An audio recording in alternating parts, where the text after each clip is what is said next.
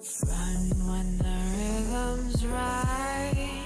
Go into the night.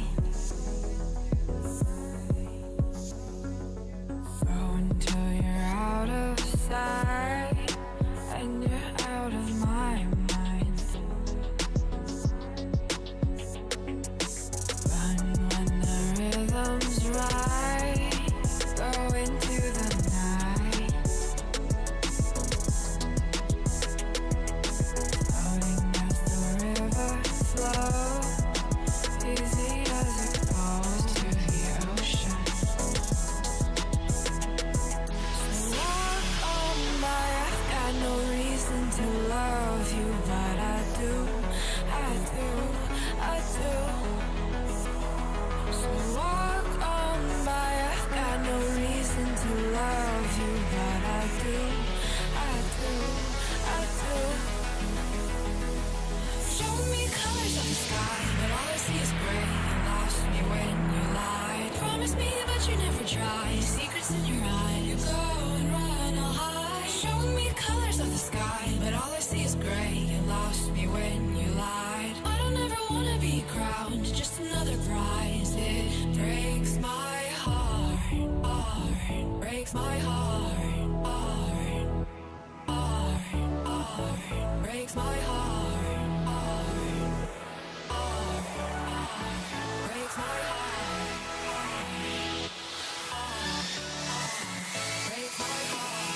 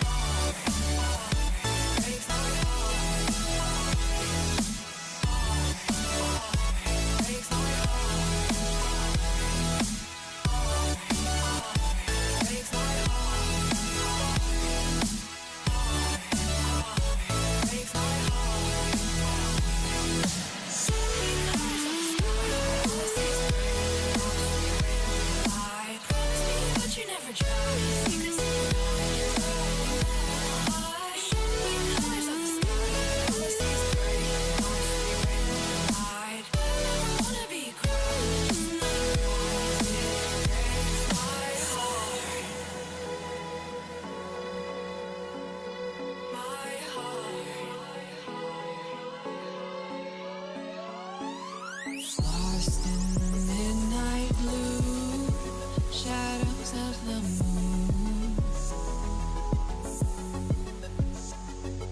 Here with open arms for you, feeling something so new. Said with me you'd reach the sun, oh but we were so young. Love me till the summer's done, but keep me in your heart, so I hold on. So walk on by, I've got no reason to love you, but I do, I do, I do. So walk on by, I've got no reason to love you, but I do, I do, I do. Show me colors of the sky, but all I see is gray. You lost me when you lied. Promise me, but you never tried. Secrets in your eye, you go and run, I'll hide. Show me colors of the sky, but all I see is gray. You lost me when you lied. I don't ever wanna be crowned, just another prize. It breaks my heart. Colors of the sky, breaks my heart. All I see is colors of the sky, but all I see is colors of the sky. Colors of the sky, but all I see is colors of the sky. But all I see is colors of the sky. Colors of the sky, but all I see is colors of the sky.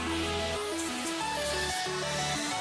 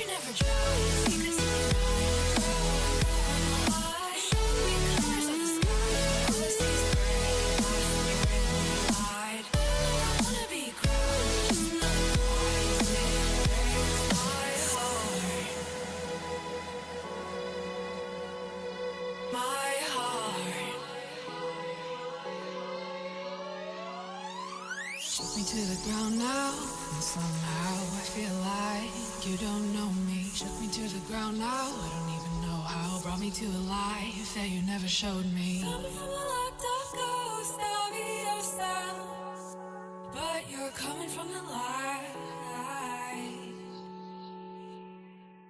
There's more to you than you ever thought there was. Yeah, you're coming from the light.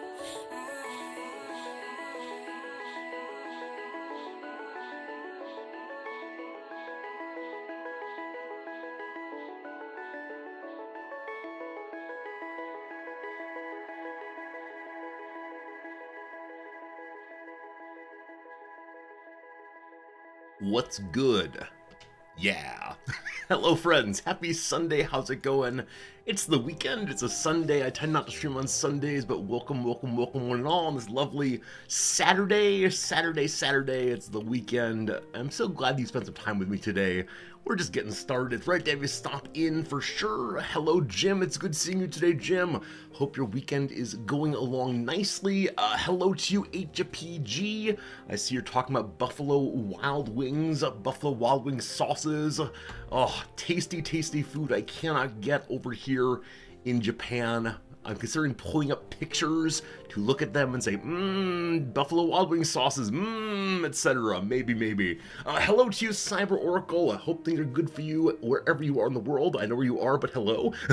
That sounded creepy. I know where you are. No, I just mean hello. That's all I mean. The end. What's up, Rog Barrett? Hello to History Teacher Steve. Welcome in, I am Dar.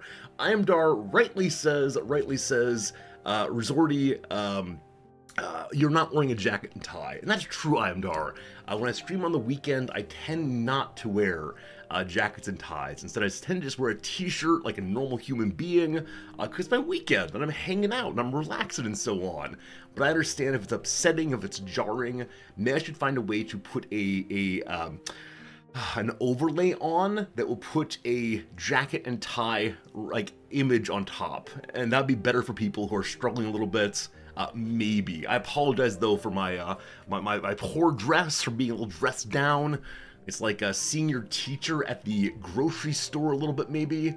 I don't know. I don't know. Hello, Two Cats Yelling. It's been a bit, but good to see you. Odd Blue Turnip, welcome in. Marks, how's it going? Welcome today to you. Theasara, welcome. No idea who any of you are. That's right, all very confusing. What's happening here? What's going on? I am Dar. Thank you for a gift subscription. Gnarly Wishbone. Do enjoy that gift subscription from I am Dar. I am Dar, thank you. I appreciate it. Look, you can see the man with the tie. That is man with tie. I swear, I'm that man right there. That man right there. Indeed. Question from someone, I missed it who it is, but is it your first time playing Total War Warhammer? It is not. I'm still a very new player, but I've only been playing for, this is my fourth playthrough, 1, 2, 3, 4. So I'm still pretty new, still figuring stuff out, but I'm sure enjoying it a lot. So not quite brand new though. Cortraption, hello Cortraption, it's good to see you.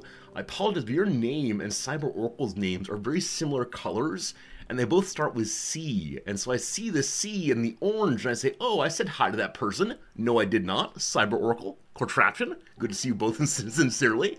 I think I've decided that I need to have some kind of mod or program that makes every single person on the channel have a different color, like substantially different. I've heard there are a million colors of the rainbow.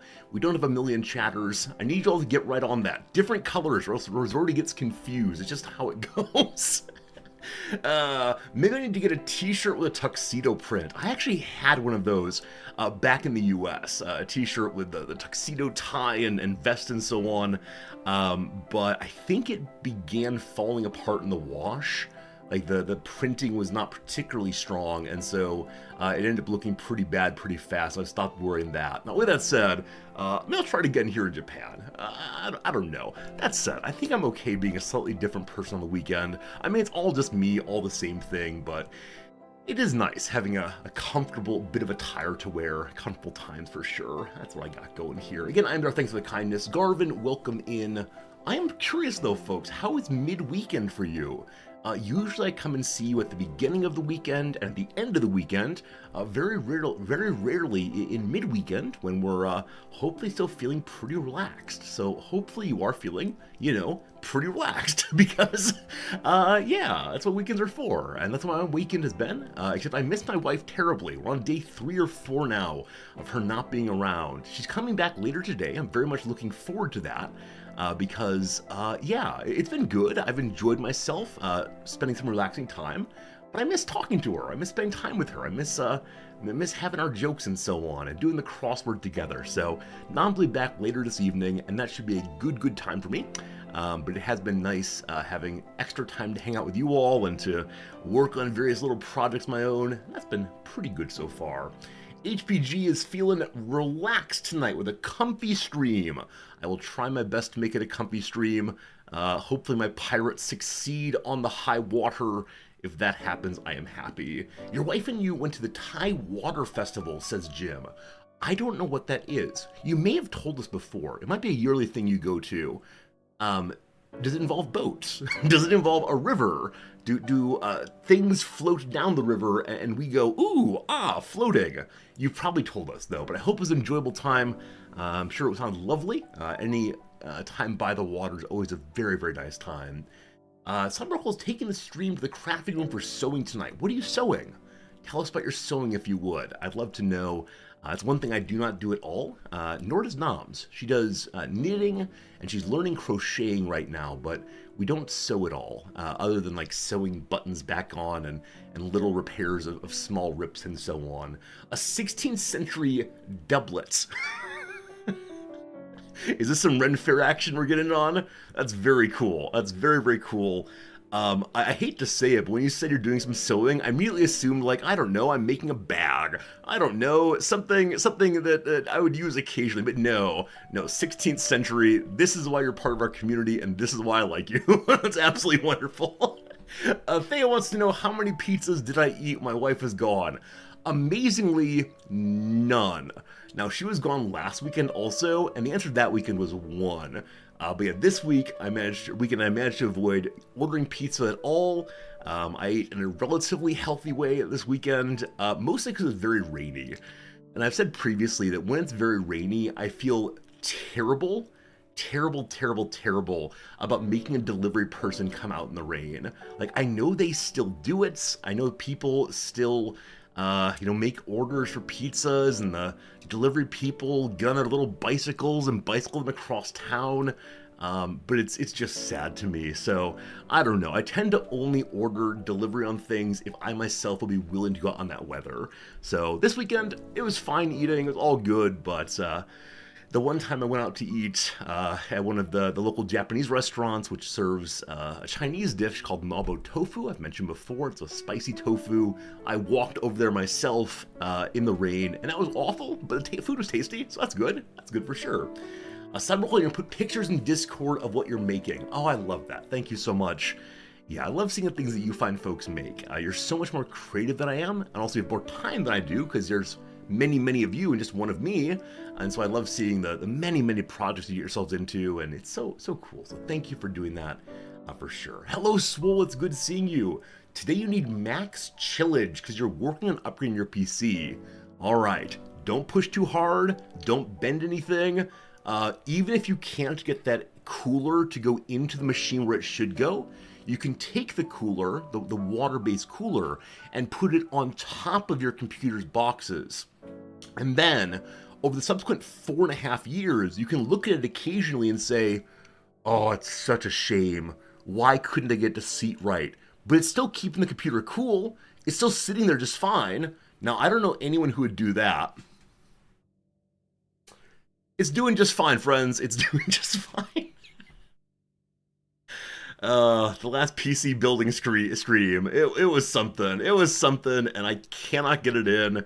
And it's down there, and I don't see it, and so it must not be having any problems. Yeah. One of these days I'll be getting a new computer. I don't know. It's not urgent. Everything's working fine still. But one of these days I'll be getting a new computer. And some small part of me wants to get a pre-build. Like, I know full well that's a bad way of spending one's money. I know full well that one can get a much better deal and better parts and so on if you get the parts yourself and put them together, but the frustration of last build, not being able to get it to go in, and the people in chat being like, Resorty, it goes in, just push a little harder. Resorty, get the angle right. And like showing the webcam, all very interesting, but I could not get it to go. And that might be one of the very few streams I've ever like rage quit. I wasn't angry, I was just sad that I couldn't make it work. And it felt like it should work, but Yep. Self-built might not save as much as it used to either. Oh, really, Cypher? Okay, so back in the day, probably 3 or 4 years ago, maybe even longer, I don't know. I built my first stream computer in 2015, I think. And so at that point, it seemed like a really substantial difference between buying it yourself and having a pre-build made. On the order of multiple hundreds of dollars, I believe. And so I was very proud of myself then to put it together, and this is me being proud of myself. I don't know why this is proud, but look, I'm proud of myself. And yeah, I was proud to be able to say, look, I've made this thing that's very cool. But these days, if it's not that much more money to have them put it on themselves, I'll probably have them do it. After all, here in Japan, we have lots of computer shops who do lots of good stuff, so maybe we'll do that. The pre-build companies get bulk discounts that we don't. Okay, so they go and buy 100 motherboards. They buy thousands of RAM chip and so on. I understand. In that case, I might go ahead and do so. But like I said, there's no immediate urgency on this, except when I'm playing the very, very large games in late game.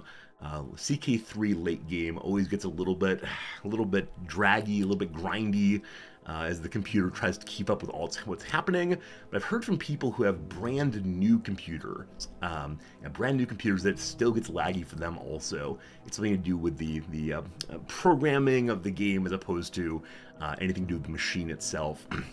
Just there, I noticed my hand gesture. I noticed my hand gesture a lot and trying to ask too many questions about them, but I did like the programming. And I can't decide if that's a general topic I don't know much about, the programming, or if it was, this is a magic spell. Programming are magic spells. Programming is magic spells. I don't know. Whichever way, programming is magic. I just wish the Paradox people would do slightly better magic to make the game not lag so much in late game. Maybe I should try to do building my PCs in bulk. That's a good idea. I should order 100 new stream PCs and give one to every single viewer in the channel. That's right, friends. I'm becoming Oprah. Look underneath your chairs. There's a new PC. No, probably not. Probably not. It would be too expensive to ship them from Japan. The rest of it, obviously, no problem. We can afford hundreds of new PCs, but shipping them probably less so. Hello, Dogberry. How much money would you expect to save if you built your own laptop? Is that possible? I think you might be joking. I think you might be joking on this one, but I think a lot of the laptop companies now make it very difficult to even switch out new parts in them. But I don't know much about that. You can buy laptop kits. Really? Okay. That's cool. I had no idea.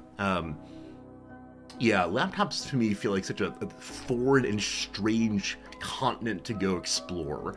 Like the computer, the normal desktop or floor top, I suppose, I know how to open up and like see the different big parts and say, oh, that's that thing, that's the graphics card, etc. But when it comes to the laptop, it's all in there somewhere, but it feels very uninviting. Like there's not a lot of space. Things are just on top. It's similar to newer cars. Like on older cars, I can look inside the hood and generally speaking, understand what each big part is. But these days, it's all just like, together tighter than ever before. And so I tend not to look under, I mean, I don't live in a place where I see cars ever, personally. But yeah, things change. In conclusion, things should stop changing. I was perfectly comfortable in 2004. Let's go back to that, thank you. I don't know. Harry, it's good to see you, my friend. Welcome. Yesterday evening, I had a very nice conversation with my father. That's the one thing that happened last night. Dad called me. He wakes up bright and early on the weekends, so he called me at like 5:45 or 6 a.m. his time. and we had a really nice conversation. Nothing big came up, nothing truly exciting, nothing life redefining, but just a nice conversation checking in. And some of us were worried that I mentioned a story yesterday that was a somewhat challenging moment in my youth, and we thought he might be calling about that. But no, he was not, or at least if he was intending to, he didn't bring it up. So everything's still good on that front. Maybe next time I'll bring it up myself. But yeah, it was just a good how's things been going, what's up with you kind of chat. And one interesting thing, this is the first conversation I've had with him since I've been on my new medication. And for whatever reason, the new medication is making it much less anxiety-inducing to talk to my parents. That's cool. That's not an intended effect of this medicine, and I shouldn't generalize out from just one conversation, but I found myself like much more in the vibe of the conversation as opposed to worrying about what to say next. So that's nice. That's a very nice thing. Yeah, and I think I actually didn't fully recognize I was having such stress talk to my father before then, because I like him. He's a good guy, and we've done a lot of work together to get to a good place in our relating after some pretty hard years. But yeah, it's nice to just talk to people and feel somewhat okay about it. There you go. That's my affirming comment of the day. Things are looking up in Resortyville. Except tomorrow, back to teaching again. Tomorrow's fun though. Tomorrow's a day that students tend to enjoy a lot. A day in which we talk about, do rules hold us back or make us more free? Of course, this is a far too simple dichotomy, but over the course of the class period, we talk about all the different kinds of authorities that are in life, including the old professor. And I always wonder how long it takes for the students to recognize that I'm a classroom authority and to talk about the rules of the classroom and why these rules exist and should they exist and would they prefer different kinds of classrooms. I really love times when we can imagine together how the thing we're doing together could be different and better, instead of just assuming that the way we do classrooms from like kindergarten to college is obviously the best way. And so occasionally students put together really funny ideas, like maybe each student should be the professor for 5 minutes a day. And they actually don't want this. It's actually relatively difficult to stand up and just start talking. But I say, okay, cool, let's try it. Who wants to be the professor first? And then they try to lead the discussion and they see what it's like to do that. And they take ownership, take responsibility for the rules of the class. And, we often don't make big changes to the classroom, but it's really cool seeing how they think about this thing they've done. Because I think they maybe don't realize until that moment that there is a particular structure of the classroom they've been part of the whole way through. It's just the way in which things go, like the way in which you breathe. It can't be different. But of course, the classroom is one more contingent element of life, one more element that we made up, so we can make it up differently. And I love reading about different educational systems, different pedagogical advancements that say, man, wouldn't it be cool if in the classroom the teacher was just one more conversant, one more member of the conversation, a person who just like sits with them and shares ideas back and forth and opens questions, but then gives answers not as the person who knows it all, but instead as the person who is curious about it all. And man, I do enjoy that a lot, for sure. Swole asked, would I ask my father for advice on how to handle my current super students? I mean, probably not. My father's not a teacher. My father has been a student at times, but he does not teach. And so I tend not to ask people for... All right, I'm going to finish the sentence and then feel very silly. I tend not to ask people who don't have specialties in subjects for advice on that subject. I realize I spent much of the past week or so standing here asking you all what to do, and I know some of you are actually factually professors. I know some of you are teachers. Some of you have done educational training, but most of you do not. And so probably in the one-to-many conversation, I'm okay for asking general advice, but I think if I went to my dad and said, like, Dad, I'm a teacher, what should I do in this teaching situation? It would be as strange as him coming to me as an electrician and saying, Resorty, how do I do this electricity job? It would be a strange kind of inversion.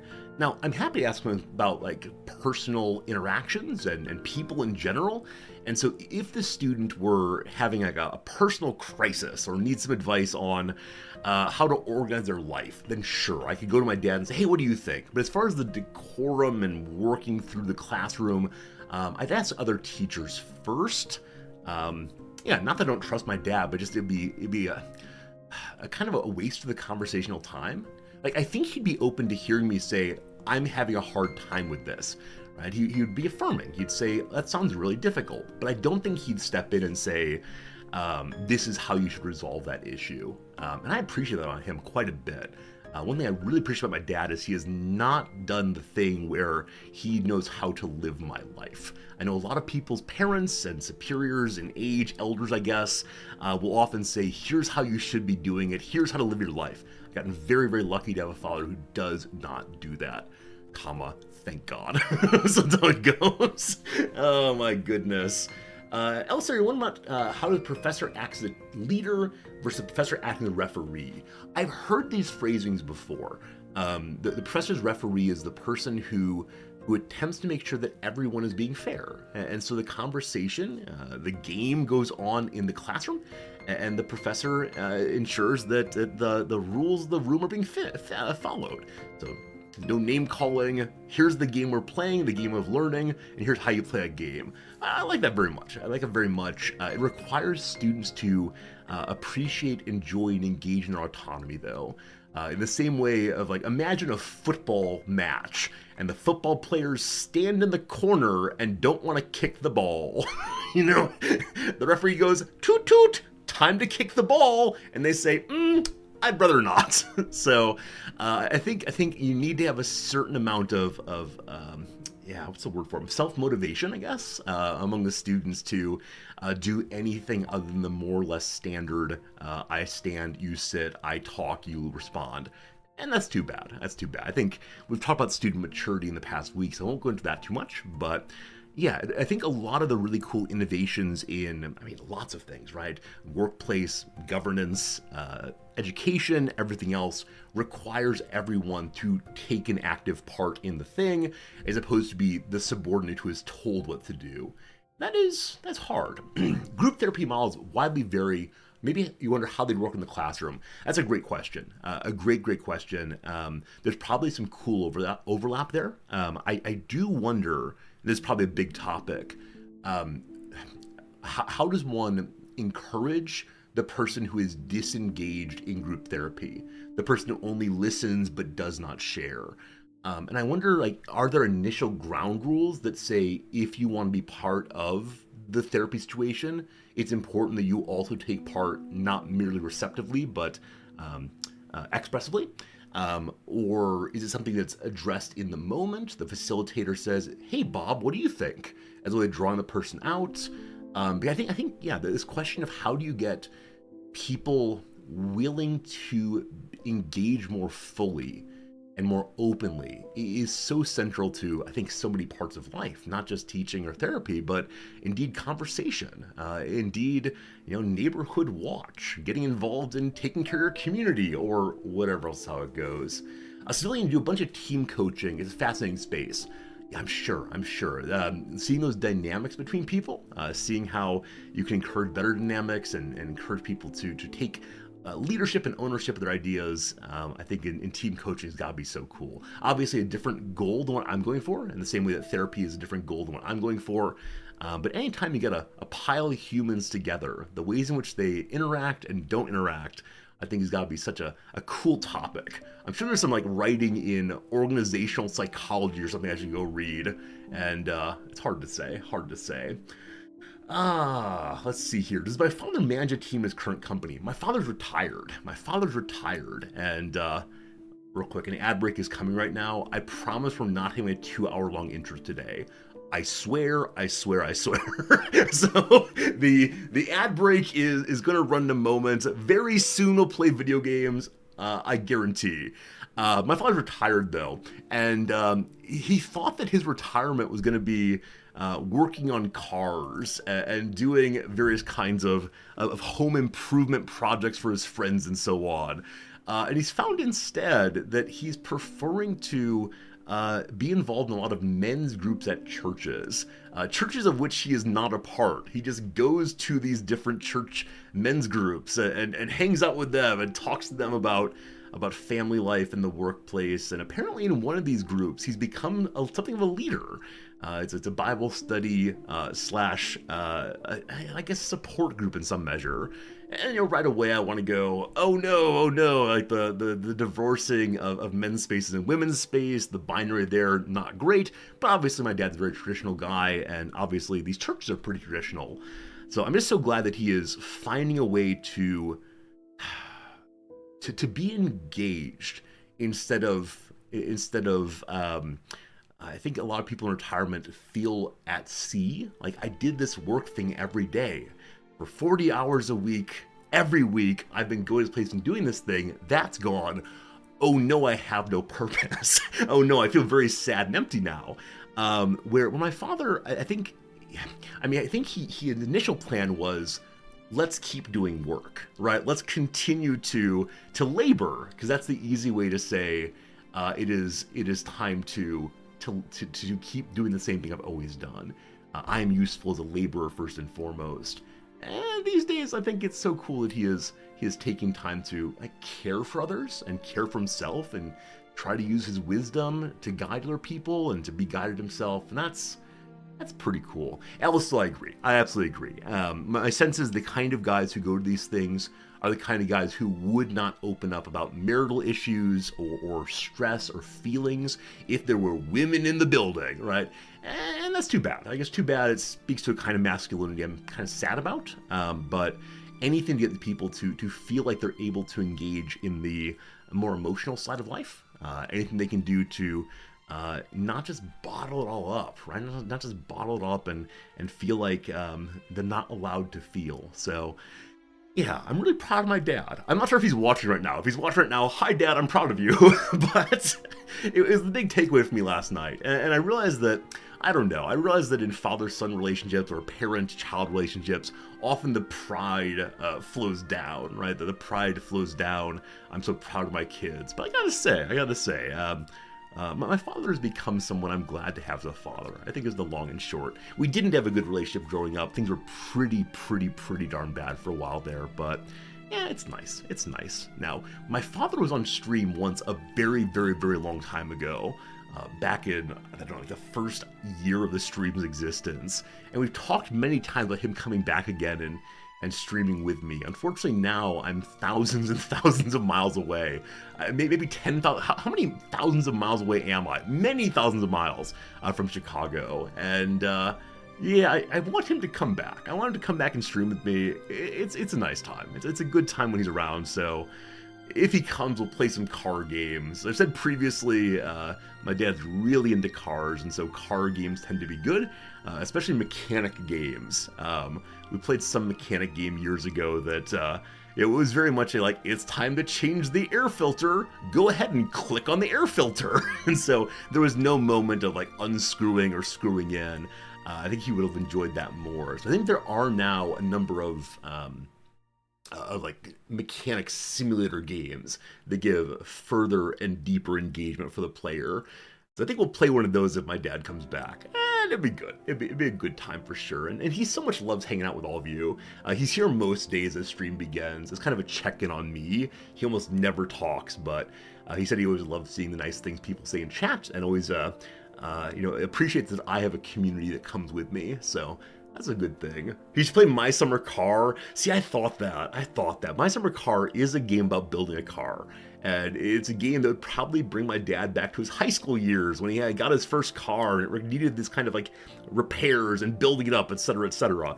But it is such a terrible game. It's a game in which if you do not regularly eat and drink, you just die. You have to go and buy things from the local auto parts store. And where is that? Good luck. Good luck. Yeah, definitely a strange game. It's one I've talked about playing at various points, but If you've not seen it, it appears to be one kind of game. It's quite another type of game at the same time. So my father has his own Twitch account. Yes, the name Non-Gamer Dad. If you ever see Non-Gamer Dad in chat, that is my father.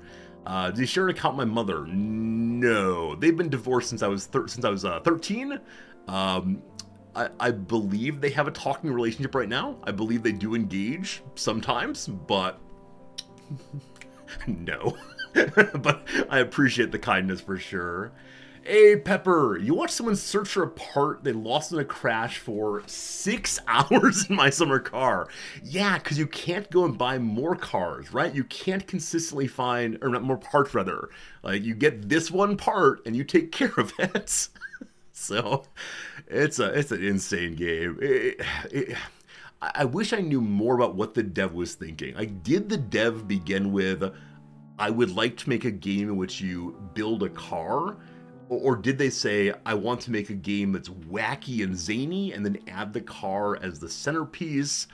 Because a lot of the game seems like they just want the player to suffer. And, you know, I kind of go in for that kind of thing occasionally. You know, the getting over it game is very similar. But My Summer Car is a very strange game. It's a very strange game indeed. Hey, Civilian, you started playing Rayos 2 today. You reminded me it was made by Abby. Exactly right, exactly right. Abby is the developer, Fire Squid the publisher. I never played Renowned Explorers, which you're mentioning Abby made also. But no, I liked Rayos 2 a lot. I really enjoyed it. And it's a game with a lot of possible depth, a lot of ways of doing different goals in different manners, not just one obvious way through. Saying we're not playing more Rayos 2 is probably a game I'll play off stream some, but yeah, it's a good one. I'm glad so many of you checked it out and enjoyed watching along with me. As always, I'm reminded that so many of you will watch me no matter what I play, which is a very weird feeling, but very much appreciated. So it's all good, all good, all good.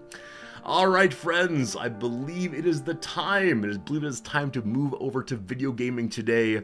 Look at that. The intro conversation only took 38 minutes. A+, yes, we did it, we did it. Now, I honestly do not recall where we were in this playthrough when we said goodbye last time. I don't think everything was falling apart. There is a possibility it was. Oh, also, I forgot to open the... I didn't capture the game, pardon me. I forgot to open the YouTube stream today. So we are broadcasting there, but I can't see chat. Give me 1 second to pull it up, just in case people are chatting over on the YouTube. People tend not to be very quiet there, but just in case someone comes through and says, hi, Resorty, I want to say hi to them, so they don't feel like I'm being a rude dude. I mentioned that back when we were playing RimWorld, I was co-streaming it or dual streaming on YouTube. There were people who would come in regularly and be like, this guy doesn't read chat. What a jerk. Why would you live stream and not read chat? I was like, yeah, probably should have YouTube open. So now YouTube is open. I see you, chatters. I see you, viewers. Thank you for being part of our community. Though I largely ignore you, you're real people too, etc., etc., etc. All right, here we go. Here we go. You don't have to wait for another 2 hours. It's true. Today you get to watch the game after only 30 minutes. Also, you're definitely pushing a game called Car Mechanics Simulator 2021. And I wonder if I could find a way to play it with my father on Zoom. I don't think so, unfortunately. I think he'd have to be in the room to play this game with me. And I don't think he's coming to Japan anytime soon. Like, he talks to the game if he wants to come, and I do believe that. But life gets complicated, and it's hard to figure out how it's possible to get visitors here. We're still a little bit amazed that we had a friend come and visit who's leaving on Wednesday, so our life is almost back to normal, but we'll see, we'll see. All right, here in Noctilus Nook, our one and only holding right now. We're staying here because our control is kind of low, and we hope it improves bit by bit by bit. That said, there's substantial Skaven corruption here. Those awful rat people are causing issues for my territory. And I think there's a way to lower corruption with an item, maybe? These are words. Let's see here. The unliving cook is casualty. Who lowers corruption. The map right, no. Alright, I don't think I have the character that removes corruption, unfortunately. So, is there a skill that would do so down here? Bind into service is cheaper recruitment. Ghost Fleet is casually goes up. Sea Dogs, income from sacking. So at least the Count does not have the ability to fix control issues. Mr. McMaggot here has various skills to harm other people. King Arthur, also all harming people. How about our secondary admiral? Nope, not seeing it. Not seeing it. So it seems like no, I don't have a clear way of... Aha! Okay, the pirate captain can spread control. Control is not cleansing corruption. I'm sure it's fine. I'm sure the rat people won't cause any problems, and if they do, we say they're not real anyway. What's the corruption do, though? So the corruption's going up by 2. Why? 1 second. So Skaven corruption's at 100, 100 plus 2. We have 9 points of fixing it, and 7 points wrong direction. Okay. So I think it's 9 points of growth and 7 points of removal. And I don't know how to fix that, unfortunately. Okay, you don't reduce Skaven corruption, you instead spread your own vampiric corruption. Oh, I see. Okay, that makes a lot of sense. Now, are there buildings in the Nook that would increase our vampiric corruption spread? So the Haunted Hovel does so. If we get 1 more growth here, which happens in 2 turns, then we'll be able to upgrade this to the Dead Pirates Hamlet, which gives 1 more vampiric corruption. Now, that would still not be enough to lower their corruption. The other buildings here do not create corruption. We're going to open a new slot, and so would that new slot, allow us to spread our own corruption? Let's see. Zombie watch posts. No. These are making new kinds of troops, but they do give some vampiric corruption, so we could make those. Fell Hollows just give bats. Over here, aha! Dead Pirates Totems push out vampiric corruption. So these are the buildings we could use to stop the corruption against us. Unfortunately, this port is so small, we only get those 4 possible buildings, I believe. So it's not so nice. That'll be okay, though. That'd be okay. We'll see how it goes. Right. Noctilus is staying there for now. We have 8,000 money currently. I have no idea what we did to get that much money. I see we're only positive 100 income per turn, so that means my armies are still in good shape. So I must have sacked something, destroyed something, no idea what, but very, very pleased. So our ship here, we can upgrade to higher recruitment capacity, so we can recruit more folks and get faster casualty replacements. We upgrade our deck gun to the Gaff launcher, more infamy per turn. If we're attacked, we get more defense. We get an upgrade to our Queen Bess. Queen Bess, of course, is the absolutely wonderful giant cannon who in our last battle was destroyed instantaneously. It was very, very strange. We have an open slot also. Let's see. So the anchor gives more experience per turn than anybody on the ship. I don't know why that is. Maybe pulling the anchor back in makes their little undead arms stronger. Maybe. Also in this, we have the possibility of getting new kinds of troops here, including the basic gunner line, eventually leading to Rotting Promethean's gunnery mob. So some kind of awful crab monster marches forward with gunners on its back. Or the ships hold the horror, bloated corpses and various kind of monsters in the hold. Now, one nice thing about the ship here is it keeps unlocking more and more slots anytime you build anything. So I'm going to go ahead and do the get gunners here, and then maybe add more later. Also, we have another ship with another admiral that can build itself up in the same way. It's another city-based ship or ship-based city, either way. So I'll save money for that. Now there are some rats right here. They're from the group called Clan Pestilence, with whom I... Huh. Okay, I thought I had a non-aggression pact with them. It must be with one of the other rat people. Oh, here it is. It is a Clan Pestilence. Okay, non-aggression pacts don't show up here on relations. They have a defensive alliance with the other pirates, the Awakened. I might want to head towards that. What do I have with the other pirates, the Awakened? We currently have a defensive pact. No, we don't. We currently have a trade alliance, and that's all. Hello, the Awakened. All right, they don't want any more relationship with me. That's okay. Sure, this Skaven wouldn't break a pact. We are an honorable pirate, and so we assume that everyone else is an honorable pirate also. Is that a good idea? I have no idea. Alright, the Galleon's Graveyard, our true home, can have further levels up. This becomes plus 60 income instead of plus 40. More money, more good. It also gives more control here. Our control is entirely capped as of the moment.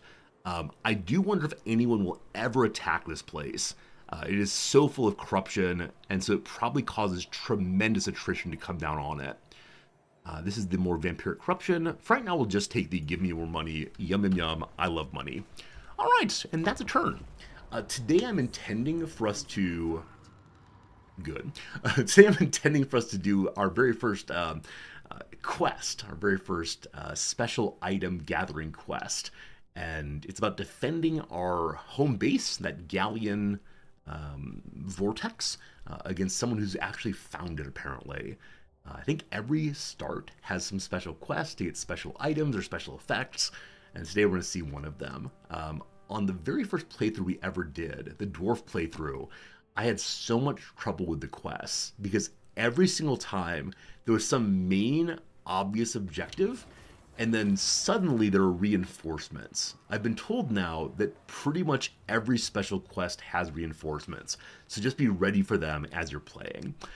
Construction is cheaper because we hired some foreign architects. I don't know if they came from the CK3 world or what, but... Oh, speaking of the CK3 world, I'm still doing a CK3 playthrough off stream to finish a very hard achievement.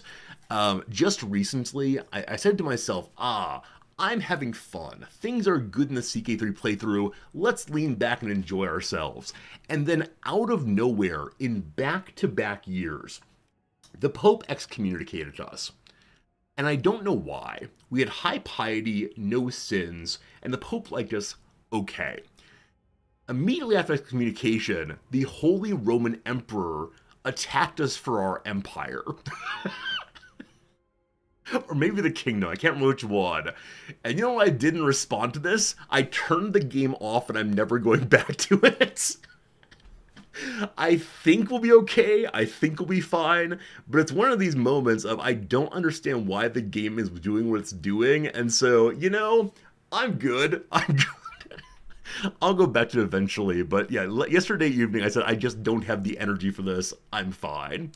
Alright, so we have only 2 more of the 6-turn researches. Corrupt the Land does what? Vampiric corruption +2 in all of our provinces. Now, we don't control the entire province where my port is, so I don't know if this will be useful there. I want to believe, though, in saying all provinces, it means anywhere I have territory. So we're going to do that one. If this works, gives +2 on that one city, then we will have Skaven corruption being pushed out, and thank goodness for that. All right, Trusty Montford, the number 2 admiral of our navy. Where did the money go? Wait, last turn, did I manage to spend down to exactly 0? I didn't notice that, but that's amazing, because we have exactly 1 turn of money there. This spot here is a sea corpse. We know that sea corpses lead to fights if you want to take the larger amount of money. And they're fights that have been decisive when I have my main force here. I'm guessing they'll be less than decisive with this setup. But who knows? Who knows? Am I allowed to afford anybody right now on Raised Dead? Absolutely not. So, Trusty, I believe in you. I wish you the best of luck. Now, we could take the weaker outcome. So it remains of a large Leviathan. It's been torn apart. Its belly's open. What's inside the belly? I wish to know. If we wait, we'll get, I believe, 1,000 money, which is not nothing. If we loot it, we'll have to fight some pirates, and we'll get 6,000 money and an item instead, I believe. Let's see how it goes. Let's see how it goes. All right, so other pirates named Beatrice the Slimy. So I am curious when it comes to banners. When it comes to names this game, is this character always called Beatrice the Slimy? Or do they have a pile of forenames and a pile of sobriquets, and they jam them together randomly? So you might get Frank the Slimy, or Billy Bob the Bloated, etc. No clue. In-ray banners. The Skull and Crossbones gives Strider and Stalk. Stalk means stealth. Strider means you can hide absolutely anywhere. I'm putting that onto one of my boomers, so we can hopefully stealth the boomer into the back line, and explosion, of course. Number 2, a Scarecrow Banner. Gives the passive Scarecrow Banner, lowering leadership permanently on anyone who's within 55 meters of the character I choose. I'm going to put that on my strongest frontliner, namely one of these depth charge folks, and then depth guard folks. I always say depth charge. Hopefully the depth guards charge. That's good. And then our most important job for the entire fight is to make sure those guards are towards the middle around a lot of folks. As many of you know, in larger battles, I just get lost. It's hard for me to prioritize what to do in what moment, but I think in this case, I know just what to do. Okay, in this team we have 2 folks, a level 1, I believe, Gunnery White, so just getting started on leveling up, but a very good shooter. And then our second admiral, Trusty Montford, who has very, very strong weapon strength, which does engage in armor piercing. So that's pretty cool. He's a spellcaster and an armor piercing melee person. I love that. I love it when my wizards have substantial melee skills. Number of times we had wizards who are just trash is kind of dismaying. So we'll see how this goes. I'm looking forward to the battle here. As always, I wish it were on the high seas, but no, it's just gonna be on some normal land. It's called the Battle of Shark Straits. Those of you who know more than I do about this game, or about the Warhammer world, is Shark Straits an actual place? Or again, are there random names the game generates, some pile of ocean-based names that they might throw together here? Or are Shark Straits a location that people have gone to? The Empire sailed his mighty ship through Shark Straits. The Nerlo corruption had reached Shark Straits.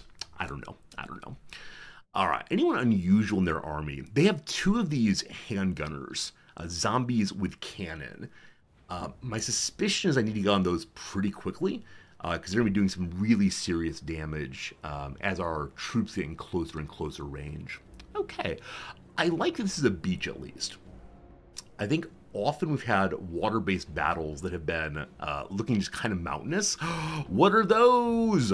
Oh my goodness. So I know there are characters called the Tomb Kings. I assume this is Tomb King territory. But wow. A pyramid, or multiple pyramids actually. Huh. I've mentioned that perhaps I want the Tomb Kings to be our next playthrough. They also kind of want to go back to a pretty race after the undead fun. With battlefields like that, though, it's fantastic. So much cooler than the stupid high elves we were fighting before with their snooty attitudes. So the enemy over there has no high ground, also has no cover at all. So they're not going to be hiding as being straight there. Seeing some kinds of like dust devils, sandstorms coming through. Does anybody know if those sandstorms are real? Will they do DPS or blind my troops, or are they just flying along right now? Many settlement names in this game are right out of lore. Yeah, the city with the PF opening, those in the south of the Empire in our last playthrough. It's like Piefeldorf or something. Fiefeldorf, maybe. I realized a couple days ago that the witch hunter in Vermintide, I can't remember his name right now. He's from Piefeldorf, and so his abilities reference this city that we saw in our Warhammer playthrough. And I mean, once again, it absolutely insists, like guaranteed, that this is one world that people really fall in love with because it is happening in the same places. So you can see the history of the Empire and cities and so on. Yes, Saltzpyre. There's Saltzpyre. It's a great name indeed. Start the deployment. Let's see what we're gonna do, how it's gonna go. Yeah, I think number one idea is getting the doggos and the fellbats onto their gunners. Like, clearly, that is the strategy. It is not a difficult strategy. It's a kind of strategy that probably even the 5-year-old could figure out. Many of you often say this game is so rock, paper, scissors, and I believe this is the rock, paper, scissors element.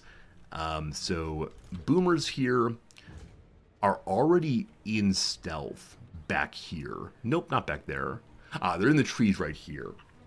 So this fellow is the one who can stealth absolutely anywhere. And I'm going to put him at the front corner here.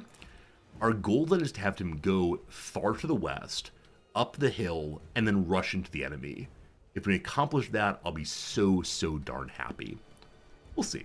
The other bloated corpse, not seeing a lot of cover, unfortunately, for him. So this might be a case of having him, hopefully, go around the out edge and rush in even from the front. But that is my less important bomber in this particular playthrough, or this particular battle, rather. Alright, the bats, the dogs, the dogs. Okay. I put my two fellows separately. Bats, dogs, extra boomer. Good. Alright. I put all of my mobs together for no good reason. That's okay. We'll start out with the line of... Never mind. I was going to say line of swordsmen in the front. We don't want that, though, because as we said before, this depth guard is the strongest thing we've got. It's a level... it's either a level 1 or level 4. I have trouble with colors. Or maybe it's a level 1 or a level 7. I'm not sure, unfortunately. We'll see. Blow up the opposing depth guard with the big boys. Red shirt, I like that. I like the idea very much. On the last battle, we managed to get one of the big boys into 3 units simultaneously. Sorry, 4 units. One of them was mine. Oops. But destroying 3 units with one character, oh, so good. So good. If you hover the chevron, it will show you. So I know it does that in the campaign map, but... Oh, over here. Thank you. It's level 1. Okay. I know on the campaign map you can mouse here instead, but that's cool. It's so cool to see. So rank 1, unfortunately, is rank 1. We're just getting started in this army. It's going to work itself out eventually. Alright, sword dudes, you're going to be on this side. Just be a big old mass for us. The second guard will go here. Cool. We then do have some gunners. From the side, we can see the elevation. It is questionable at best. Not a lot of elevation. So I'm thinking I should maybe have my gunners pivot across, possibly. I don't know. This is one of the first places we fought in a long while with no real elevation. We could try to go over this way to get real elevation, but I think I would not do that. We'll just see what happens here. We know the pistoliers can fire while walking, so probably going to try to have them move in from the side. But that's a fine position for now for them. We have this one animated Hulk. So last fight, we saw our first ever animated Hulks, and they did so unbelievably poorly because I marched them immediately into Great Swordsman, and the Great Swordsman destroyed them as the Hulks have almost no armor. So gotta do a better job on that in the future. They're strong against infantry, but not against Great Swordsmen at least. Alright, next up, the doggos. Doggos, you will, I don't know, You'll go over here for now. Oh, they're Vanguard doggos. I don't know if I want to use them that way, because I want to make sure that they get behind the line, not marched into. That seems fine, though. All right, folks. Wait, never mind. I take it back. Not all right, folks. Rusty Shackleford, you in the middle there. Additional shooters, sure fine. And lastly, the Gunnery White. The Gunnery White, it's going to be all right. You'll stand in the corner here. You'll stand up there. I believe in you. All right, here we go, folks. I give you the Battle of the Leviathan. They are shuffling forward. So what do we see? Number 1, Depth Guard in the middle. Number 2, Pole Arms galore, good against larges. Number 3, some more pole arms. Back line, a whole bundle of gunnery mobs. And then the somewhat concerning hand cannons. So my great desire here, I think, is to have one boomer go around behind and hit those. We just clicked accidentally. No, stand there, please. Thank you. There was a suggestion I should try to get my boomers to hit their depth guard. My only concern with that is, will their gunners be able to get on it? Now, we know that this boomer here has better stealth than all the rest. So immediately we want to go to the high ground here. And I kind of wonder, if we just madly dash across, would he be able to get into that? Gosh, it'd be fun if so. I also just remembered a strategy that somebody taught me last time, which is have your gunners march forward first for a little bit to do damage to their melee, and then have them drop back a little bit. You think if I come straight on, there's not enough room to stop them? Okay, okay. Also, due to diligence, I like your name so much. You followed the other day, and I tried to call it followers, but now that you've talked in channel, what a great name. Because I read it initially as, oh, it's due diligence, fine. But it's duded diligence. That's a great name. A+, yes, thanks so much. You're hoping Queen Bess is the damage? This army does not have Queen Bess. This army is this secondary army, and so it's the one I'm more concerned about dying. Okay. Boomer number 2. Boomer number 2. I'm going to try to mad dash into the middle. It's going to be amazing. I'm going to love it. We'll see how it works. Alright, the bats. It's heavy over here also.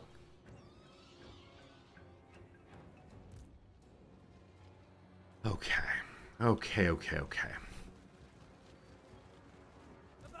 We are going to get some kind of elevation for ourselves. Unfortunately, the depth guard's on the other side. So, Corpse Friend, you know what? Let's just do it. Let's just do it to it. If he blows up, that's fine. Can't say we've never taken some fun risks. Hey, Happy, thank you for gifting a subscription to Duded Diligence. First gift sub ever, but really appreciated a whole bunch. Thanks for your kindness sincerely. Timmy Butters the Gun White. I forgot that his name was Timmy Butters. This is the greatest name of all time. Dressed up like a Minuteman of some sort. Again, Happy, thank you for your kind generosity, my friend. It means a whole bundle. So you, my friend, are going to turn, because you have a fairly large range. In fact, a crazy range that I've been wasting because you've been turned the wrong direction. Oops. Oops. There we go. Target acquired. Almost. Huh. Try again. What do we see? We're seeing formations being developed. We're seeing 1,608 health. The lumbering beast continues. If I could pick up the side also, that'd be cool. Because I noticed the depth guard are apparently strong against booming. They have 90 armor. The mob here is much, much weaker. So if I can get into the side, I'd be very, very pleased. But that might be a little bit awkward.